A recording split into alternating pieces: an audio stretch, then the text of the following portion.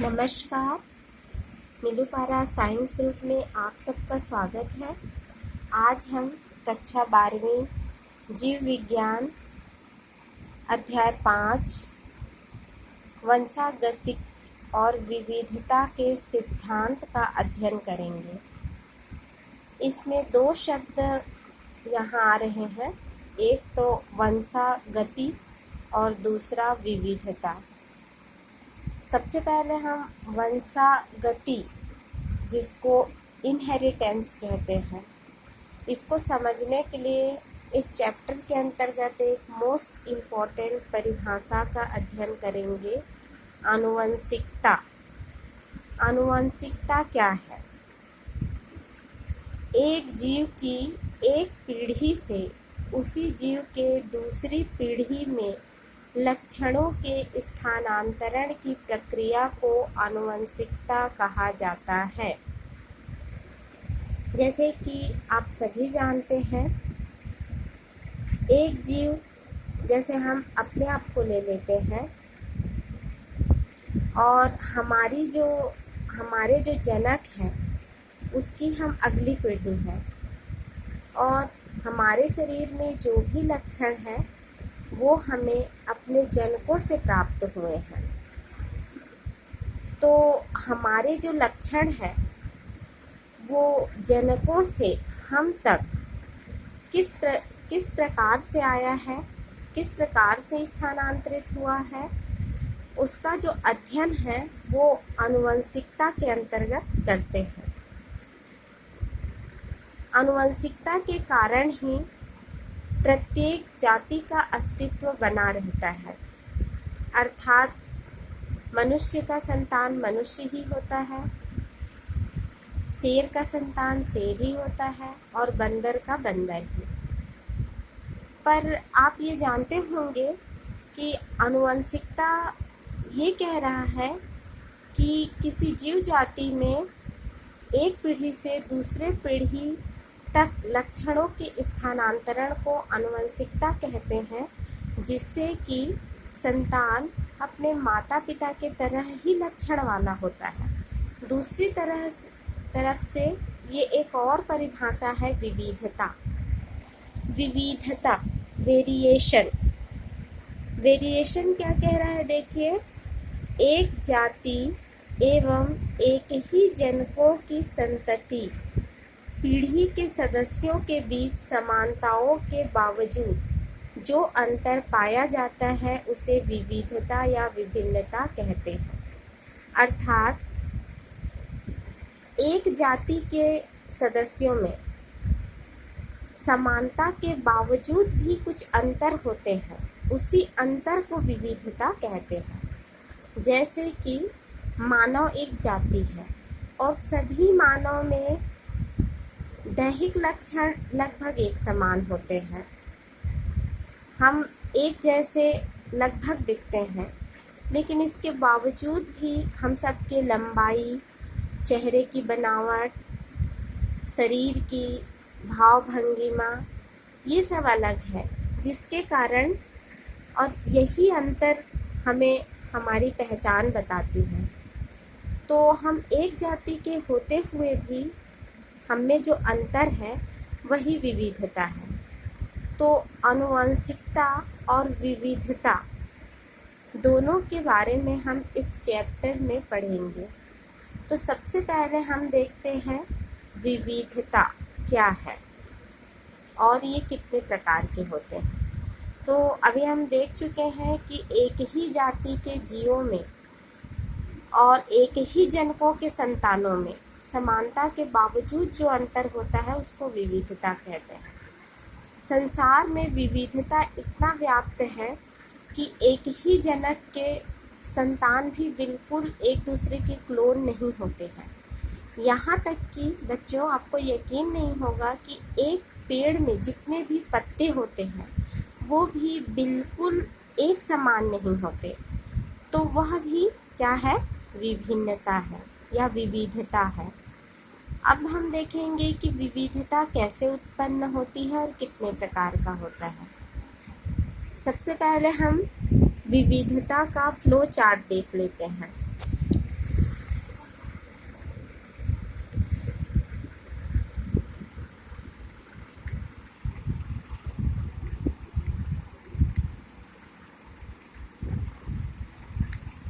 विविधता। विविधता मुख्य रूप से दो प्रकार का होता है, संरचनात्मक विविधता और कार्य की विविधता। संरचनात्मक विविधता का अर्थ क्या होता है?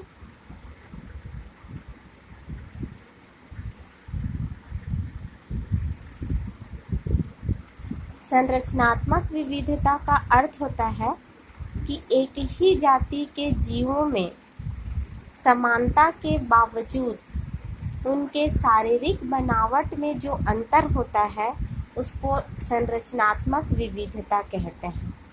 जैसे कि आप इसको 10th में जो फिंच पक्षी पढ़े हैं उनके चोंच में जो अंतर होता है उसके आधार पर आसानी से समझ सकते हैं। दूसरा है कार्य की विविधता।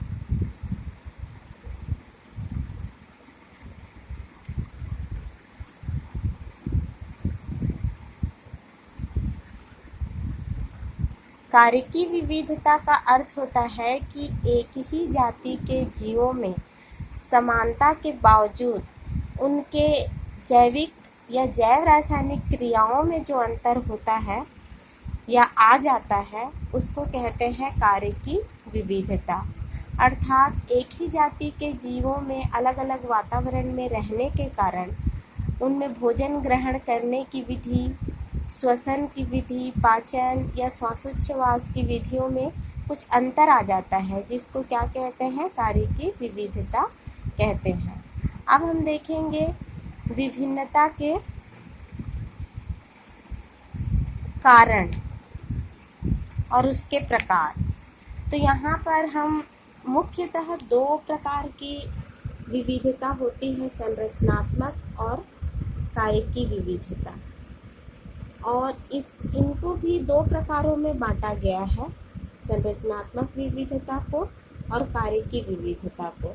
इनको दो दो भागों में बांटा गया है, जिसमें हम एक का अध्ययन करेंगे। चाहे हम संरचनात्मक विविधता का अध्ययन करें या कार्य की विविधता का अध्ययन करें, ये भी दो दो प्रकार के होते हैं, जिसमें पहला है आनुवंशिकी विविधताएं।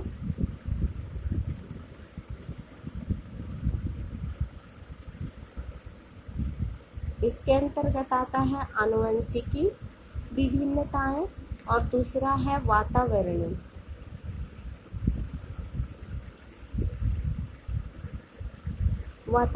विभिन्नताएं। आनुवंशिकी विभिन्नताएं क्या है? आप जानते हैं आनुवंशिकी का अर्थ होता है कि एक ही जाति के जीवों में लक्षणों का एक पीढ़ी से दूसरी पीढ़ी में स्थानांतरण।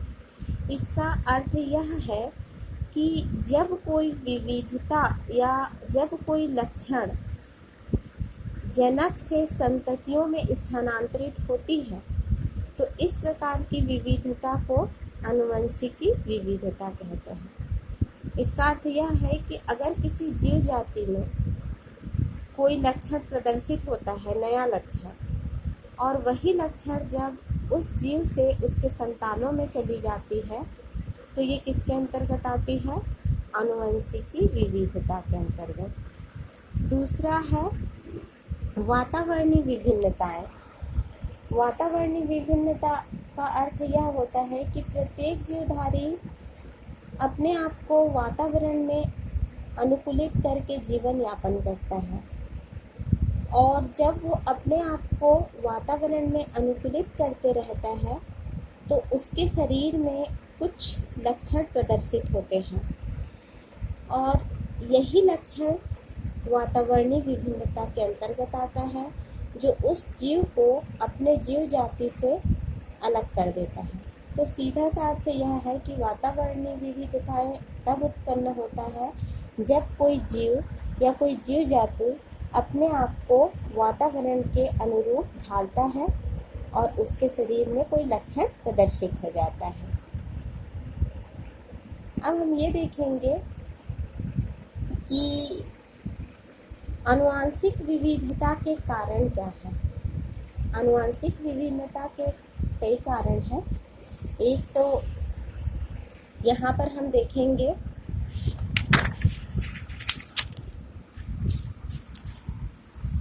विविधता के कारण।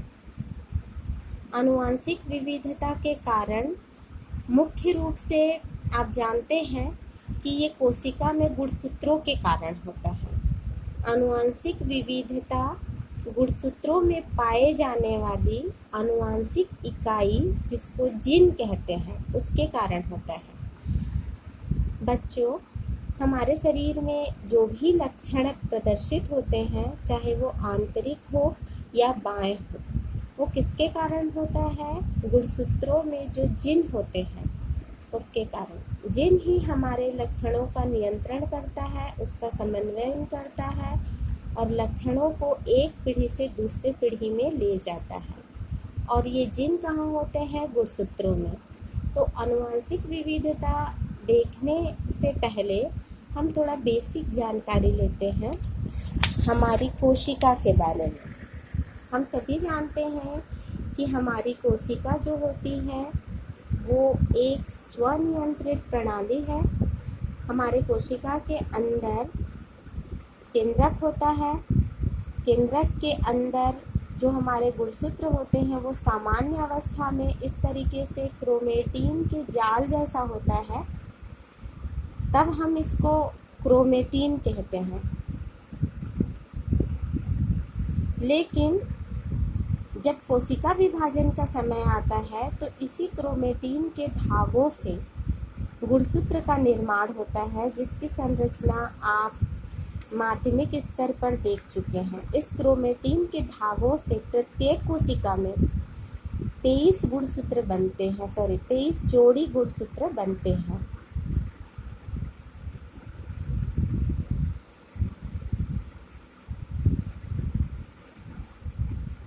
गुणसूत्र कुछ इस प्रकार से होते हैं।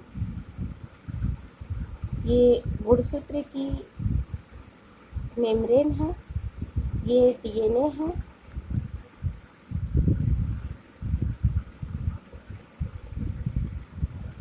डीएनए में क्रम से जीन होते हैं जोड़े में, तो यहाँ पर ये जीन क्रम से होते हैं और यही जीन हमारे लक्षणों का नियंत्रण करते हैं।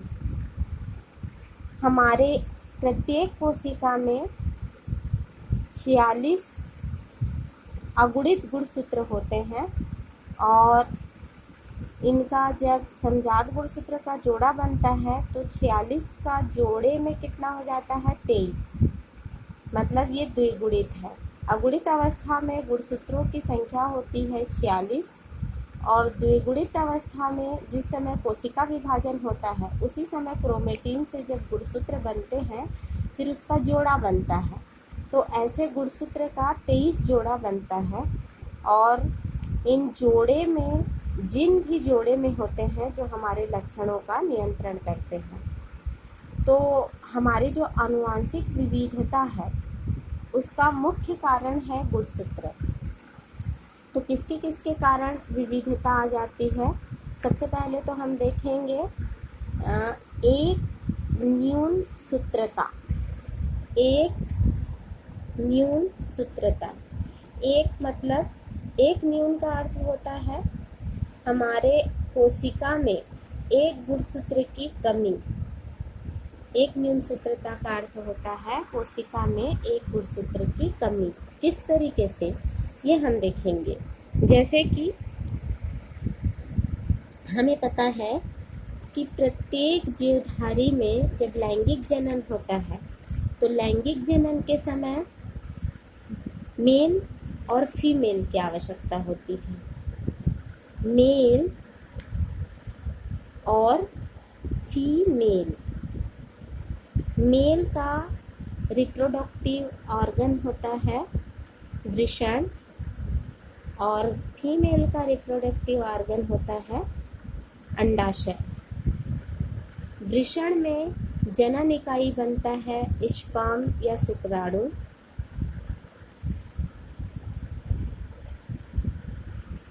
ये स्पर्म है या शुक्राणु है और फीमेल में एक बनता है, अंडाशय के अंदर एक बनता है।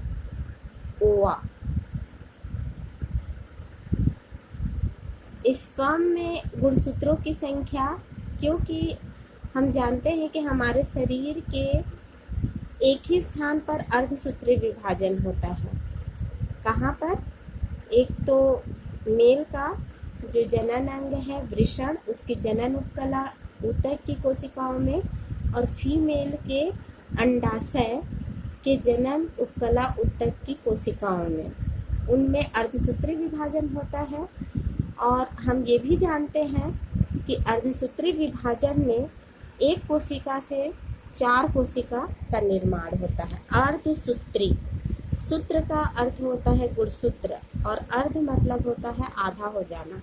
तो अर्धसूत्री विभाजन, जैसे कि हमारे वृषण में अगर जनन उपकला ऊतक की कोशिका है उसमें 46 गुणसूत्र है, तो अर्धसूत्री विभाजन में क्या होगा, एक कोशिका से 4 कोशिका बनेंगी।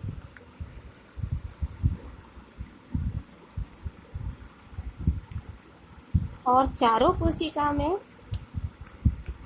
गुणसूत्रों की संख्या कितनी हो जाएगी, आधी, मतलब कि 23, इस तरीके से 23। और जब, क्योंकि ये अर्धसूत्री विभाजन से बने हैं, अर्थात इनमें गुणसूत्रों की संख्या 23 है, और अंडे में भी गुणसूत्रों की संख्या 23 है।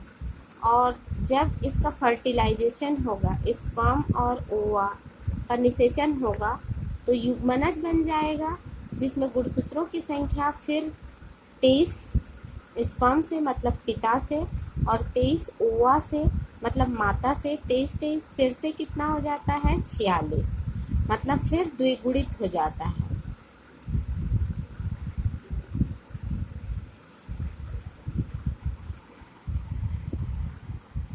अब हम देखेंगे 23 जोड़ा हो जाएगा, द्विगुणित हो जाता है। अब हम देखेंगे कि अगर ऐसा होता है, स्पर्म में 23 गुणसूत्र होंगे और ओवा में 23 गुणसूत्र होंगे, तो उसमें 46, जाइगोट में 46 गुणसूत्र होगा। और जब ऐसे जाइगोट का विकास होगा तो जो संतान उत्पन्न होगा वो अपने जनक के समान होगा, उसमें कोई विविधता नहीं होगी। अगर विविधता होगी भी तो वो सामान्य विविधता होगी। लेकिन कभी कभी क्या हो जाता है, जब अर्धसूत्री विभाजन होता है, अंडाणु और शुक्राणु के निर्माण के समय जब अर्धसूत्री विभाजन होता है तो उस समय कुछ अनियमितता हो जाती है। जैसे कि यहाँ पर हम देखते हैं, जब अंडाणु का निर्माण होता है या शुक्राणु का निर्माण होता है तो उनकी जनन उपकला ऊतक में 46 गुणसूत्र ही होते हैं। लेकिन जब अर्धसूत्री विभाजन होता है तो अर्धसूत्री विभाजन के तहत जब एक कोशिका से 4 कोशिका का निर्माण होता है तो कभी कभी इनमें अनियमितता आ जाती है, और किसी जनन इकाई में 23 के बजाय 22 गुणसूत्र हो सकते हैं और बाकी में 23 हो सकते हैं। इसी तरीके से ये ओवा है, अगर शुक्राणु बनता है तो भी इसी प्रकार की अनियमितता आ सकती है।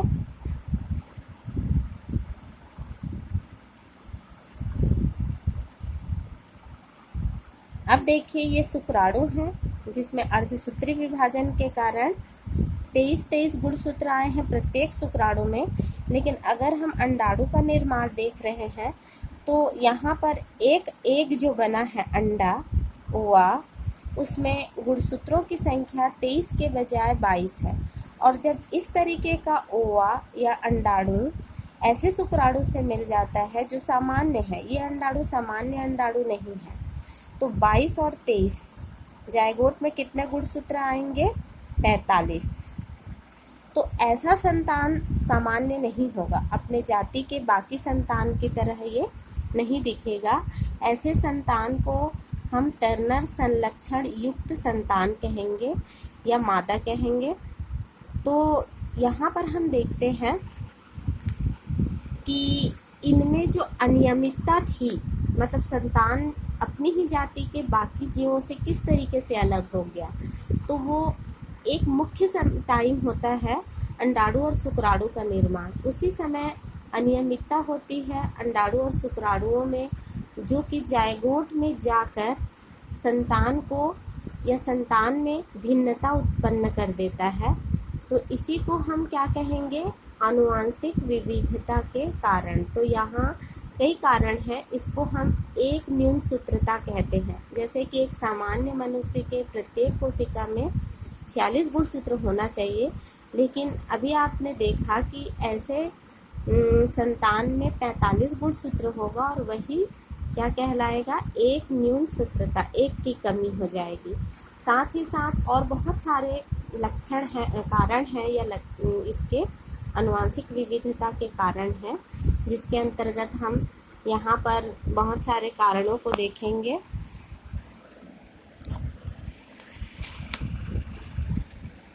फर्स्ट तो एक न्यून सूत्रता है, सेकेंड है गुणसूत्री विपथन, अर्थात गुणसूत्र की संरचना में परिवर्तन, बनावट में।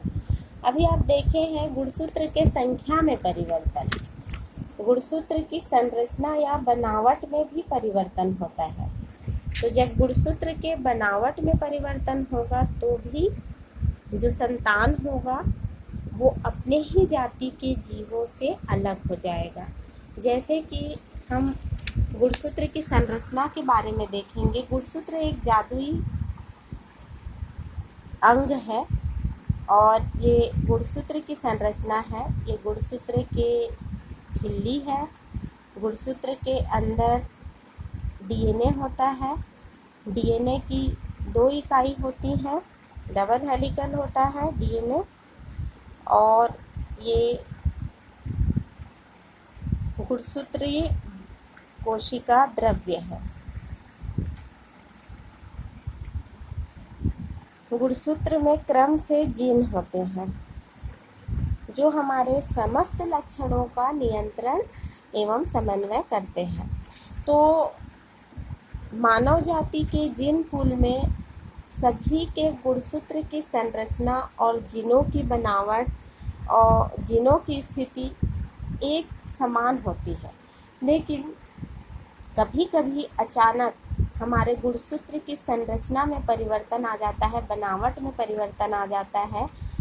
जैसे कि यहाँ से ये जीन टूटकर यहाँ से हटकर किसी दूसरे स्थान पर जुड़ जाता है, क्योंकि जीन जादुई पदार्थ है। कभी भी जीन यहाँ से हट सकते हैं, नया जीन उत्पन्न हो सकते हैं, गुणसूत्र के का विघटन हो सकता है, उसके पीसेस जो हैं या उस गुणसूत्र के जो क्रोमेटिड्स होते हैं, उसके सिस्टर क्रोमेटिड्स, इसके टुकड़े उसी स्थान पर न जुड़ करके किसी दूसरे स्थान पर जुड़ जाते हैं।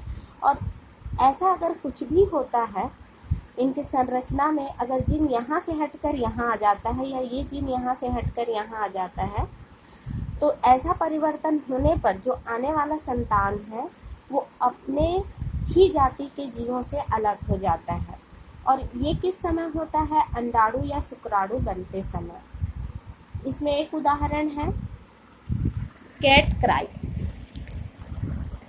अब देख रहे हैं कैट क्राई संलक्षण।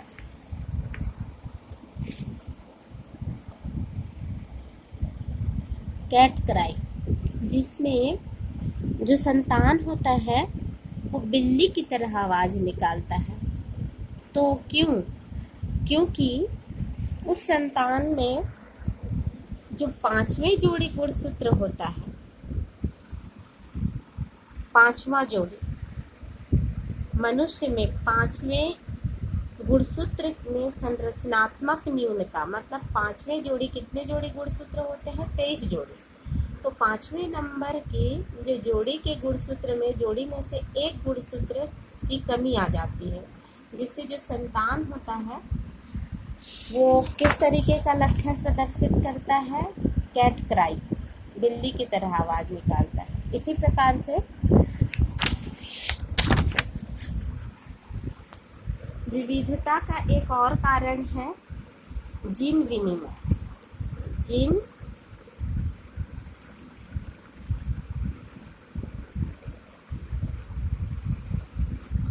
विनिमय जिन जीनों का एक गुणसूत्र से दूसरे गुणसूत्र में जाना क्या कहलाता है? जीन विनिमय। और ये किस समय होता है? अर्धसूत्री विभाजन के समय होता है, जब अंडाणु और शुक्राणुओं का निर्माण होता है। जब अंडाणु और शुक्राणु का निर्माण होता है तो अर्धसूत्री विभाजन प्रथम में एक अवस्था होती है जिसमें गुणसूत्र का जोड़ा बनता है, संजात गुणसूत्र का जोड़ा बनता है। इस तरीके से बच्चों, इसका विस्तृत अध्ययन हम अगले अध्याय में पढ़ेंगे। इसका सामान्य जानकारी मैं आपको दे रही हूँ।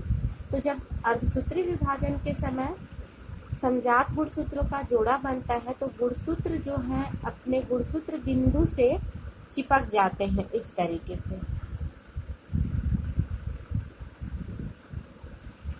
तो इस जोड़े में एक गुणसूत्र पिता का होता है, दूसरा गुणसूत्र माता का होता है।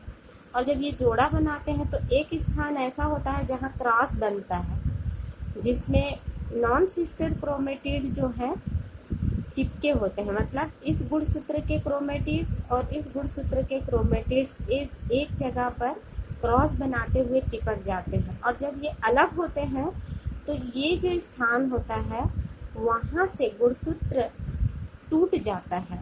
और टूटने के बाद इन्हीं के गुणसूत्र के खंड इसी में नहीं चिपकता या नहीं जुड़ता, बल्कि इसका सिस्टर क्रोमेटिड्स के टुकड़े इसमें और इसके सिस्टर क्रोमेटिड्स के टुकड़े इसमें जुड़ जाते हैं। मतलब यहाँ पर जब नॉन सिस्टर क्रोमेटिड्स की अदला बदली हो जाती है तो जीनों की भी अदला बदली हो जाती है। और इस तरीके से माता और पिता के जीन मिक्स हो जाते हैं और अंडाणु और शुक्राणु बनने पर एक नए लक्षण वाला संतान उत्पन्न होता है जो अपने माता पिता से कुछ अलग होता है। हम भी अपने माता पिता के बिल्कुल क्लोन नहीं हैं। हम में अपने माता और पिता के दोनों के लक्षण इसी क्रिया, जिसको जीन विनिमय कहते हैं, उसी क्रिया में माता और पिता के जीन आपस में मिक्स हो गए हैं। इसीलिए हमारे लक्षण भी पूरी तरीके से न माता जैसा है और न ही पिता जैसा है। तो ये भी विविधता का एक कारण है, जीन विनिमय। अब उसके बाद हम देखेंगे डीएनए के आणविक संरचना में परिवर्तन के कारण भी उत्परिवर्तन होता है। डीएनए के बनावट में परिवर्तन हो जाता है, जिसके कारण विभिन्नताएं उत्पन्न हो जाती हैं। तो बच्चों, विभिन्नता के क्या क्या कारण देखे?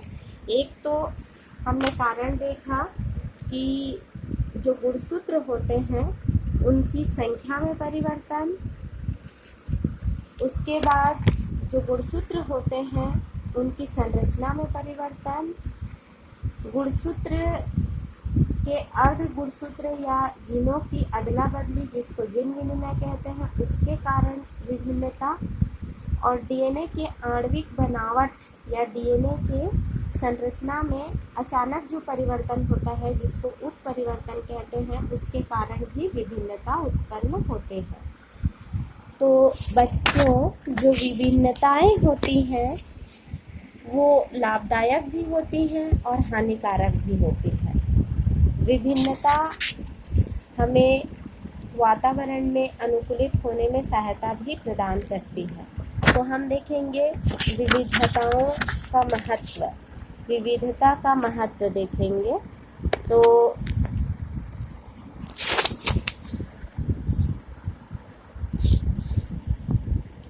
विविधताओं के कारण नए लक्षण पैदा होता है।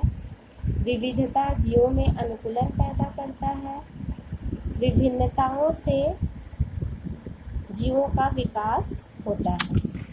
इस तरीके से हमारा जो ये क्लास है, ये विभिन्नता और आनुवंशिकता, ये दोनों को समझने के लिए था। धन्यवाद।